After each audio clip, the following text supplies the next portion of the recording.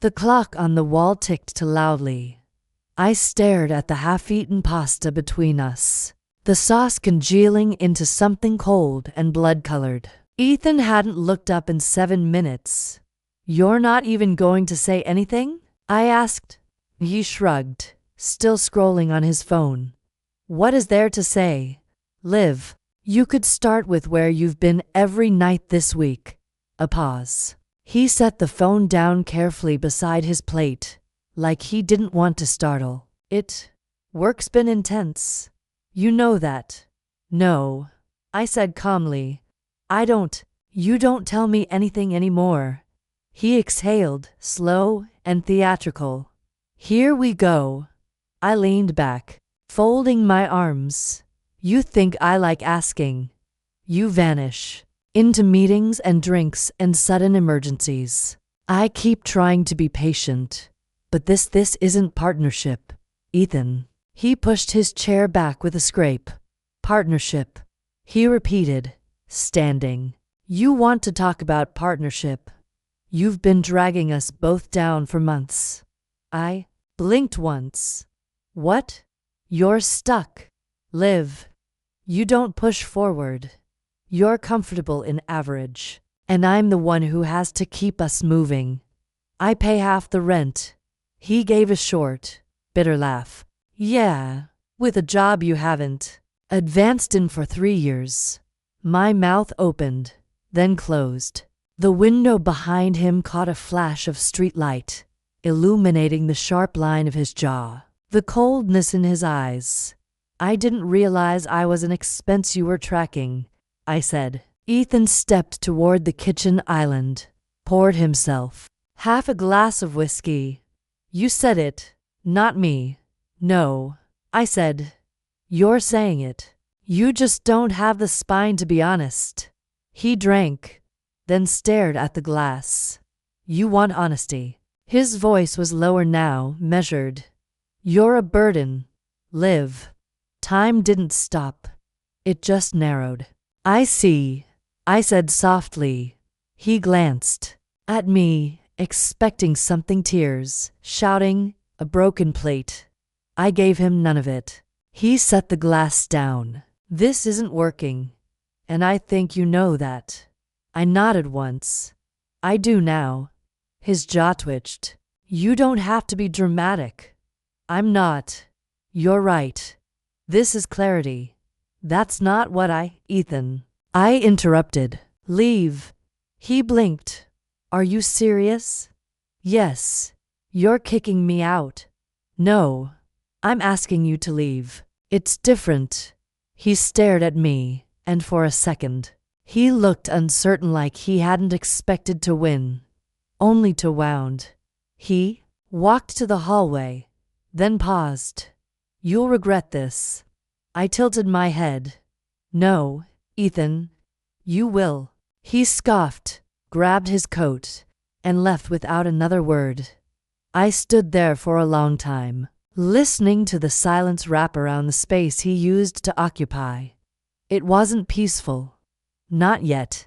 But it was honest, and that, finally, was enough. The first night alone, I sat at the dining table with a yellow legal pad and a black pen. The silence didn't press on me, it opened.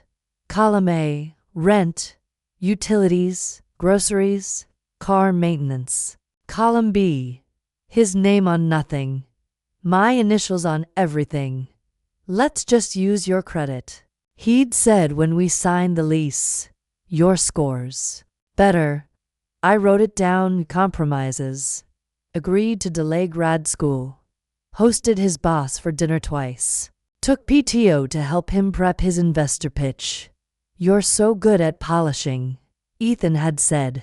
"Just make it sound smarter." I did. I always did. I flipped to a new page and titled it, "Concessions I Never Noticed Until Now." Didn't apply to the Berlin Fellowship. Let him keep my ring light just for now. Changed my lunch break to match his gym schedule. I stared at that last line. "You don't really need your own time," he'd said, arms flexing in the mirror. We're a team. We weren't.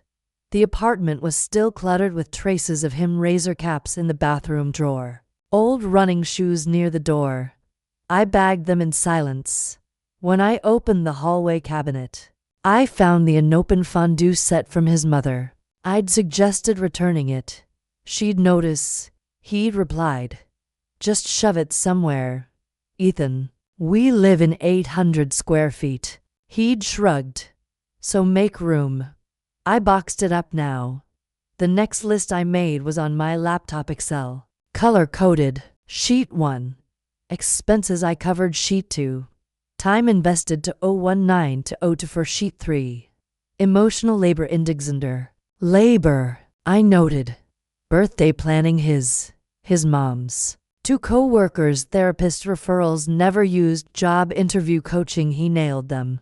"You should charge for this," he joked once. "You're like my secret weapon." Weapon, not partner. I clicked open an old shared folder, future plans. A PDF named House Hunt 2025 blinked back at me. I opened it. Page 3. What we want in a home. His column had 3 lines. Open kitchen. Modern design. Close to office. Mine had 12. I closed the file. I poured a glass of water, took 2 sips, and set it down. I didn't need the rest. I opened our chat history and searched the word sorry. 37 from me, 12 from him. 9 were passive, 4 were sarcastic. "I'm sorry you're upset. I'm sorry this matters so much to you. I'm sorry you took it that way." I copied each one into a document labeled apologies. That meant nothing. I stared at the blinking cursor, then whispered into the empty room. "Did I even exist to you?" The silence didn't answer. I minimized the window and opened a blank one. Title: Proof of Self. I listed 2 promotions, annual team MVP, mentored 3 interns, donated blood 5 times. Ethan had once said, "You're too self-sufficient. Live." It's intimidating. I had smiled. "You mean efficient?" "No," he'd said without blinking. "I mean lonely." I saved the file and shut the laptop. There was nothing lonely about being seen clearly.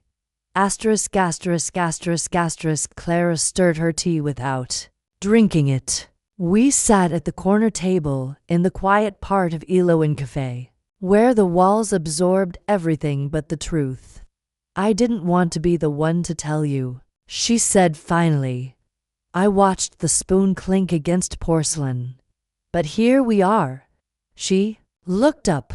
"Are you sure you want to know?" I folded my hands. "You didn't ask that when you texted me, 'Can we talk?'" "It's about Ethan." She flinched. "I'm sorry. I should have said something earlier." "How much earlier?" She hesitated. "Clara, 2 months." She whispered.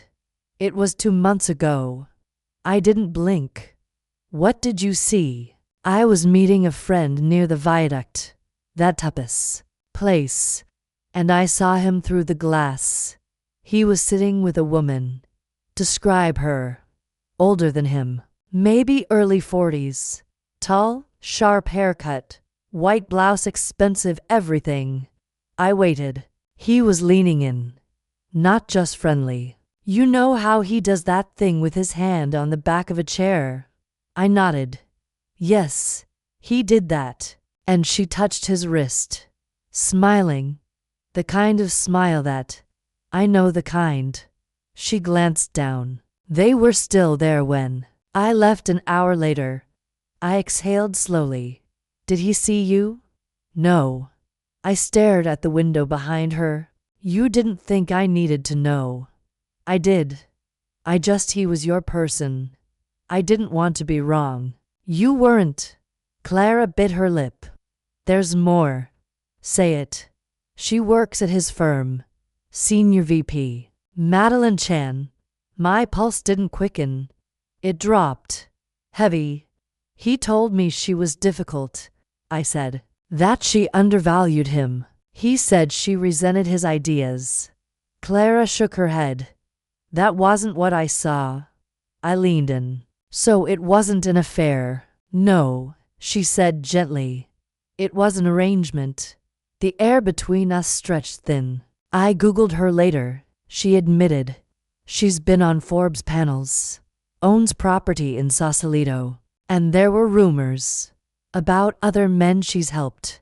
Professionally, Clara. I know. I looked down at my untouched coffee. Do you think he loved her? I think he admired her power and used mine until he could reach hers. She touched my hand. Liv, I'm so sorry. I pulled back. Don't be. You didn't lie to me. She blinked hard. I should have warned you. You just did. I stood, grabbing my coat. Thank you. Where are you going? I looked her in the eye to remember what I've forgotten, and I walked out before the tea had time to cool. Clara slid the manila folder across my kitchen table.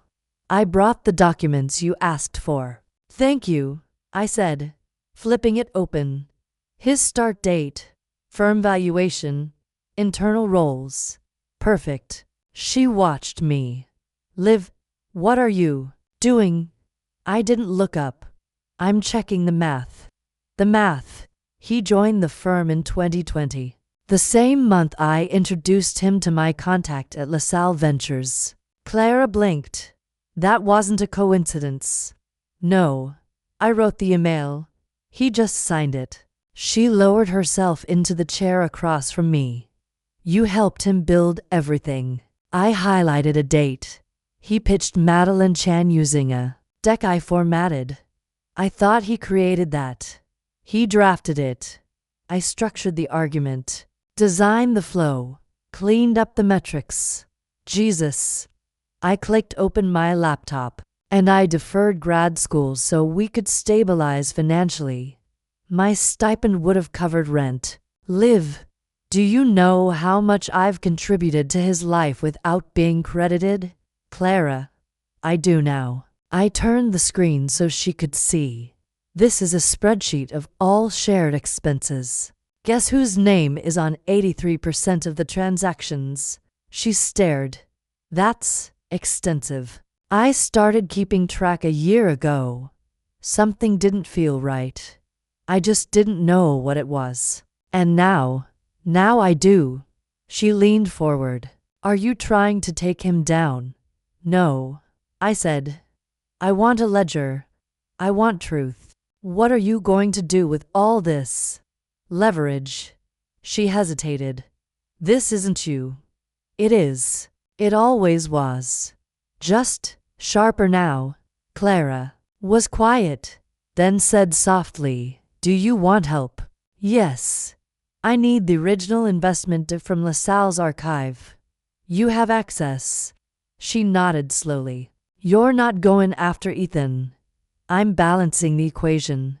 He built his rise on my foundation. I just want the ground back. She exhaled. I'm in. I looked her dead in the eye. Good.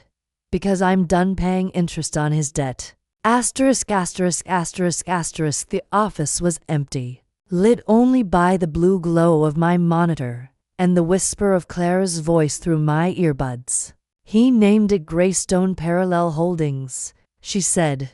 Registered in Delaware. No press. No site. Just a shell. I opened the database. I taught him how to set one up. The naming conventions. The layering. He kept the structure exactly as you showed him. Of course he did. Any ties to Madeline? I asked. There's a transfer from her consulting LLC 65,000, labeled strategic advisory. My fingers stilled on the trackpad. He used my pitch formatting, my contact list, and funneled capital through a shell. Liv. I'm sorry. No, I said. We're past that now. I logged into our old shared Dropbox account. He hadn't changed the password. Folder. Greystone. Hidden inside. Cap table drafts, email drafts, tax simulations, all touched by my metadata. I clicked on a file named Exec Pitch Final. The language was mine, word for word. Clara's voice dropped. He stole it. He rebranded it. That's different. I said, legally messier, ethically precise. Are you going to report him? Not yet. What, then? Trace the money. Link him to Madeline. I don't need headlines, I need consequence. I created a new folder on my desktop. Proof of pattern inside. Screenshots, emails, edits with timestamps, Slack exports. You okay? She asked. Yes, I said. I'm exactly where I need to be. I copied a trail of messages where Ethan asked me to polish up projections. He'd sent the raw files from his personal account. I'd sent the revised versions back clean. Sourced, formatted. Does he know you still have access? Clara asked. He never thought to revoke it. He underestimated you. He never truly saw me. I paused, then opened the access logs archive from his server mirror. Password was still his dog's name. I found logins routed through Madeline's office IP, 10, all within a 3-week window. She's in it with him, I said. Not just funding. Clara was quiet for a beat. What are you planning? I uploaded everything to a secure drive. I'm not planning. I'm collecting. Facts don't flinch. You're not scared. I looked out the window. Street lamps flickered like they owed me something. No, I said. I'm ready. Asterisk, asterisk, asterisk, asterisk, quick coffee? Elena used message. Lit up at 8:06 a.m. We met near the financial district, tucked in the back of a quiet cafe. I heard Ethan's project got fast-tracked, she said, sipping oat milk latte. No public RFP. Just greenlit. I raised an eyebrow. Interesting. Who signed off? Madeline Chan. I stirred my tea. She's SVP. She'd need board alignment. She bypassed it. Apparently called it a low-risk innovation pod. Did anyone challenge that? Mark Little flagged it. Elena leaned in, but then dropped it. My voice stayed neutral. That doesn't sound like Mark. It doesn't. You know him. We crossed paths on a task force. Thorough, methodical. She tilted her head. Something doesn't add up. I let the pause stretch.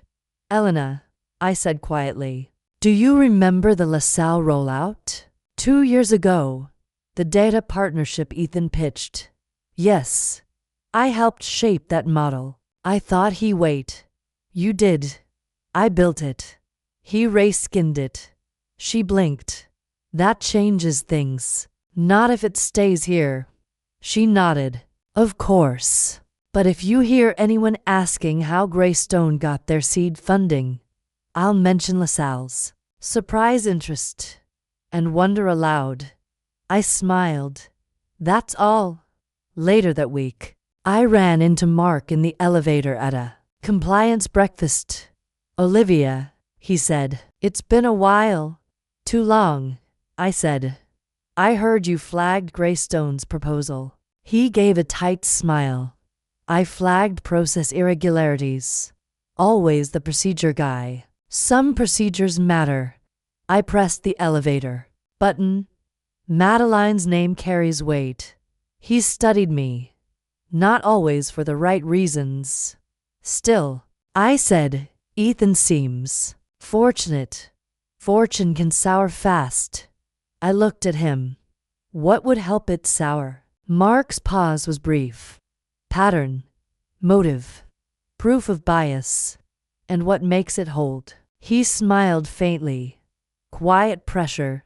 Enough eyes. Enough questions. I stepped off at my floor. Then maybe we should both start asking. And I left him standing there, watching the numbers ascend. Asterisk, asterisk, asterisk, asterisk. He walked into the lounge like it was a boardroom, fast, confident, cufflinks sharp enough to cut thread. Liv, Ethan said, flashing that performative grin. Wasn't expecting to hear from you. I stood to greet him, extending the manila envelope. Didn't want to keep your documents. He accepted it, frowning. You could have emailed. I thought this deserved paper. He opened it, pulled out the first page, froze. What is this? He asked flatly. You'll see it's addressed to Mark Little, with full attachments. His eyes scanned the cover letter. This is a complaint, a formal one. Internal violations, shell structures, funding irregularities. You don't understand what you've done. No, I said, calmly. I understand exactly. He dropped the envelope on the table. You're bitter. I'm precise. This is going to blow back on you. Not if it's true. You're weaponizing a breakup. I tilted my head. I'm rectifying a theft. You can't prove anything. Your Dropbox says otherwise. His face paled. You hacked me. You forgot to change the password. That's illegal. Only if I wasn't on the original account. He stepped closer. Liv, don't do this. You once called me a burden, I said. Let's see what your firm thinks of your blessings. You'll regret this. I already regretted you. He picked up the envelope, breathing hard. Mark won't act on this. He already has it. He blinked. I sent it yesterday, I said. This is just your courtesy copy. He looked away. Madeline won't fall with me. I didn't write her name once. If she burns, it's because she struck her own match. He shook his head, eyes narrowing. You always wanted control. No, I said. I wanted equity. The silence between us stretched, brittle and dry. He finally asked, What do you want? Balance. I turned, walked out, and left the door open behind me. Clara sent the message before I asked. Madeline suspended. Internal audit team brought in. No press yet. I closed the notification, sipped my tea, and turned back to my screen. 2 hours later, another message. Ethan removed from all client-facing. Ups. Administrative reassignment. Then, staff told to forward inquiries to interim director. No names spoken. But everyone knows. The silence after a name disappears carries its own frequency. That evening, Clara called. I didn't think it would move so fast, she said. They already had a file started, I replied. You think so? He was careless with timing and arrogant with access. She exhaled. Madeline? Pending review. I said. She's too visible to vanish. They'll isolate her first. She hasn't reached out. No. I said. She won't. What? About him? I paused. Ethan thrives on power proximity. With hers gone, he'll flail. Do you feel anything? I watched headlights slide across my apartment wall. Not triumph, I said. Not grief. Then what? Correction. The next morning, I passed the firm's tower on my walk. A new nameplate had been installed beside the executive floor buzzer. Clara texted again. Greystone site is down. Redirect leads to a placeholder. Ethan scrubbed from the team page. I sent back only. Received. Later, over lunch, Clara said, You don't look relieved. It wasn't relief I needed. Then what? Truth. In numbers. Closure. Equilibrium. She nodded. Quietly. You got it. I met her eyes. No. I earned it. Liv Morrow, Renee said, holding her phone out for the Instagram story. First time at the panel table. but not the last. I smiled, steady. Let's not jinx it. She grinned. Too late. People are already quoting your last slide. Which part? Don't call it intuition if it's unpaid analytics. She laughed. You're ruthless. I love it. It was the truth. She guided us toward the side room behind the stage. I asked around after you left. The firm. People didn't just say you were good, they said they relied on you. I was efficient. You were invisible. That's not the same. I didn't mind. Then, she studied me. Now I mind. Renee leaned against the wall. You know, I used to watch you in boardrooms quiet, absorbing everything. I thought you were just careful. I was doing the math. And now you speak like you've already solved it. I have. She tapped her clipboard. I'm putting your name forward for the AI audit roundtable. I'm not at a firm. You don't need to be. Your thinking stands on its own. I glanced at the panelists heading out for the next session. A few nodded toward me. You know they used to call Ethan a visionary. I said. They still might. They can. I don't need subtraction to prove my value. Renee smirked. Let me guess another quote for the slide deck. Only if it lands. Oh, it lands. I looked at her. You're not worried about aligning with me. Liv, I don't align with power. I align with work. And your work is undeniable. For a moment, I said nothing. She adjusted her scarf. I've got a podcast opening next week. Topics. The Unseen Architect. Think you'd want to speak? I'd need 5 minutes to prep. She held out her phone. You've got 4. I took it, hit record, and said, let's begin. Clara set the last box down by the window. You really did it. I did, I said, looking at the empty space that was finally mine. She walked over to the sill, fingers brushing the tiny terracotta pots. Basil, mint, lavender, chamomile. She smiled. Of course, the calming kind. I opened the kitchen cabinet, placing mugs in a neat row. I wake up with the sun now. No blackout curtains. No Ethan either. I met her eyes. Exactly. She sat on the stool by the counter. You okay? I'm clear. That's better than okay. She looked around. This place feels like air. It's the ceilings, I said. They don't close in. It's you, she corrected. You're not closed in anymore. I handed her a glass of water. Thanks for helping today. You didn't ask. You still showed up. She nodded, quiet. I leaned against the counter. I thought it would feel lonelier.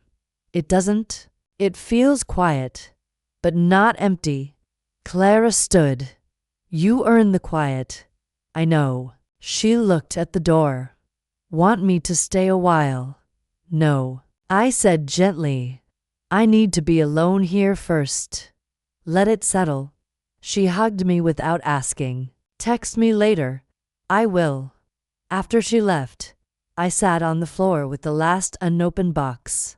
Inside, old receipts, journals, a photo of me before I knew what I'd give away. I placed it in a drawer. Not to forget but to remember, on my own terms. The light stretched across the hardwood. I didn't chase it. I let it reach me. The subject line said, I miss us. No punctuation. No warmth. Just absence trying to masquerade as sentiment. I didn't open it. He sent it at 2:17 a.m. Exactly the hour when guilt has no audience and regret grows teeth. 2 days later, another followed. I made mistakes. Still unopened. Then, can we talk? Just once. I moved it to a folder labeled Quiet Lies. The phone never rang. He knew better. His reach had always been digital, carefully curated. easily retracted. Clara noticed the shift. He tried, didn't he? Yes. What did he say? Nothing new. She studied my face. You okay? I nodded. I don't need closure. Just distance. You got both, double quotes exactly. I kept walking. On Thursday, I opened a panel with a keynote. The applause was real. People quoted my phrasing.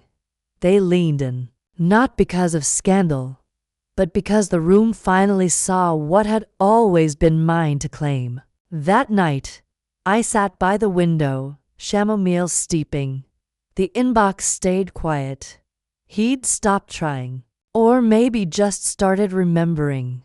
And I had become the blessing he couldn't afford to keep, or control, or forget.